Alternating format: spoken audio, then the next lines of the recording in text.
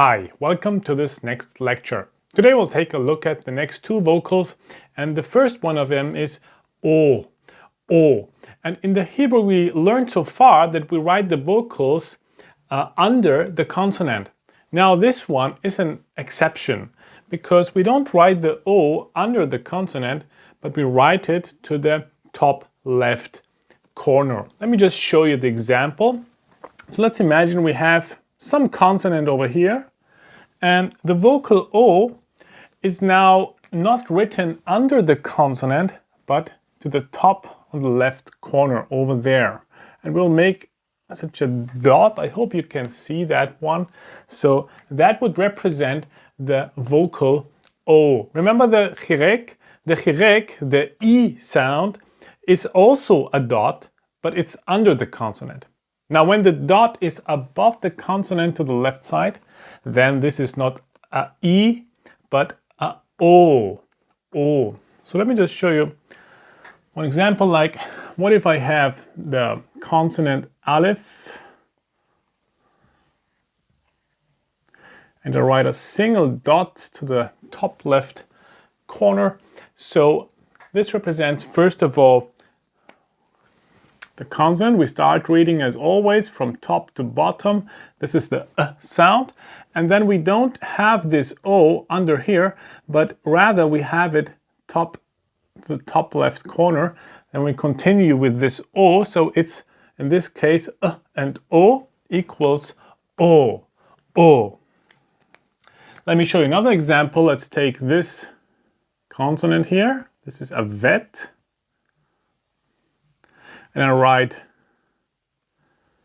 this dot in the top left corner.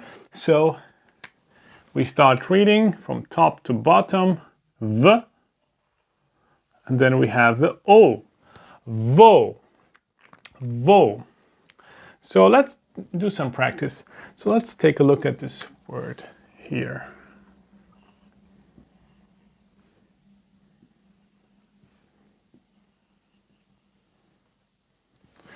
So let's try to read that. We start from the top, as always. This is ein. It's again the sound. And then we go down. Okay, we have the next vocal. It's over there. It's the O sound. So it's now O. And then we continue right to the next consonant. So it makes od, od, od. So let's take a look at the next word.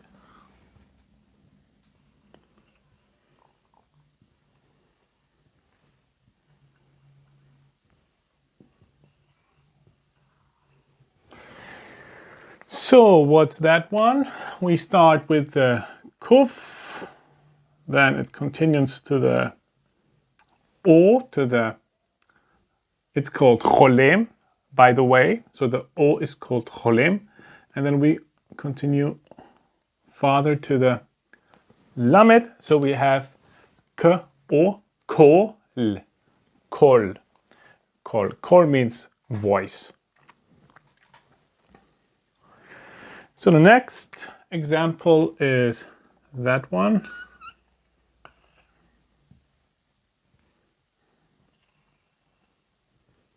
Now let me just check it out, how I have it in my notes. So now we have a mixture between the vocals we learned in the last lectures and the Kholem. Okay, so let me just write it. So this is Kholem. This is Kholem. Oh, that's wrong. Kholem. Okay. Let's try to read that one.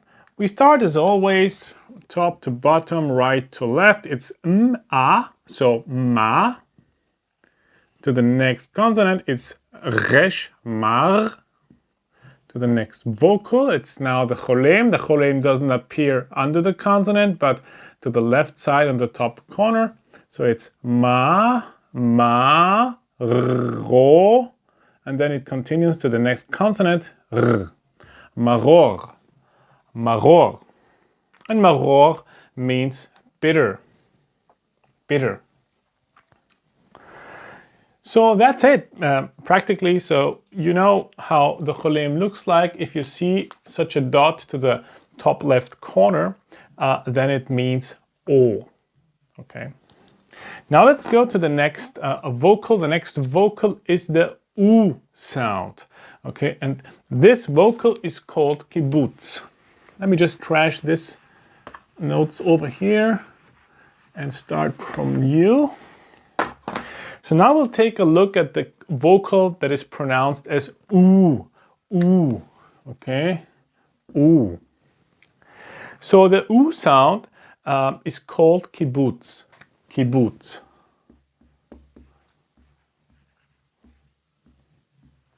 Kibbutz. And this one is easy again, I believe, because we write it under the consonant as we are used to it. So let me just show you. Let's imagine we have a consonant over here. It can be aleph, it can be bet, it can be any consonant that you imagine. And the oo sound is made like that. So we have 3 points in a diagonal, which looks like this. Don't mix this with the segol. When you remember, we had the segol, we had also 3 dots, but they were not in a diagonal form, they were like that. We had 2 in the top and 1 in the middle under the 2. So this one would be the segol. So that's not the same, okay? There 2 consists of 3 dots, but the kibbutz, they are ordered diagonally. So that would be, oh, by the way, which sound would that make? E, okay? Segol, E. That's what we learned in the last lectures. And I hope you practice it. I hope you made the reading studies to get better at it. Because remember, you know, when you learn a new language, you always have to practice it. You always have to use it. If you don't practice it, you will forget it. You have to start over again. Okay, so my recommendation to you is to do like, 20 minutes at least a day to revise what we already learned, to do the reading studies, to not forget what you already learned. Because that would be, of course, harder to start again or to continue where you're at, then you'd have to start completely from the beginning. Okay, so just put it in your daily schedule, put like 15 minutes a day only for biblical Hebrew to not forget what you already learned. So let's go back to the kibbutz. So this one has the U sound. Let me give you a word.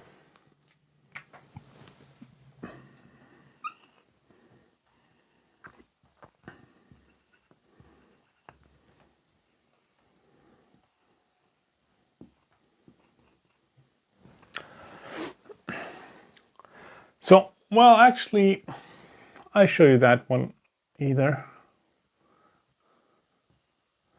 Okay, so let's try to read this. We start from top to bottom. This is the ein. So u, so it makes u. G, gimel, then a. So it means uga so far. And then follows a he. So we have uga, uga.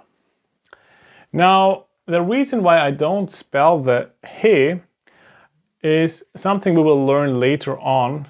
Just trust me now, believe me now.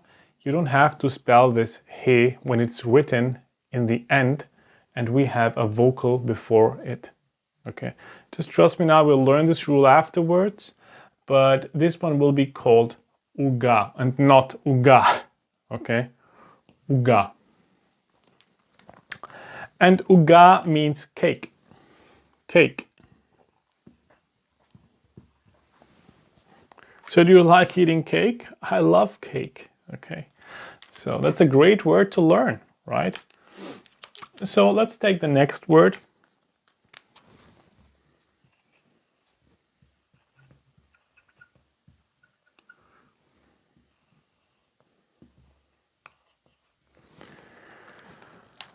So what's that? Try it on your own, pause the video, and then come back and check out if it was right what you said. Okay, I'll do it in the meantime. So we start from top to bottom. So it's r, resh, u, tav. So it means Ruth, Ruth. And Ruth is actually the name of Ruth in the Bible, you know, the woman that followed Naomi to the land of Canaan, Israel. So Ruth is a name, Ruth. I'm not sure if you write it like that in English. I believe it's actually Ruth. Okay, how you write it in English, but I'm not sure about that. Don't take that as a guarantee that you write it like that in English. So that's it. Okay, so that's the two new vocals. The first one, if you remember, is just a dot on the top left corner. It's called O. And the second one is Kibbuts. It's U, and it's as convenient, you know, as we learned it. It's under the consonant. And that's it. I hope you had a little fun, and keep on doing the reading practices and getting better and better at it. See you on the next lecture.